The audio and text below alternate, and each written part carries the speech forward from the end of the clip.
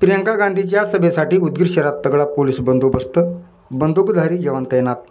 उदगीर शहरात प्रथमच 27 एप्रिल रोज शनिवारी काँग्रेस पक्षाच्या स्टार प्रचारक प्रियंका गांधी यांची जिल्हा क्रीडा संकुल मैदानावर जाहीर सभा होणार असून प्रियंका गांधी यांचे 27 एप्रिल रोज शनिवारी विलास सहकारी साखर कारखाना तोंडारपाटी येथे हेलिपॅडवर 2:45 वाजता आगमन होणार असून 3 वाजता सभेच्या ठिकाणी प्रियंका गांधीचे आगमन होणार आहे।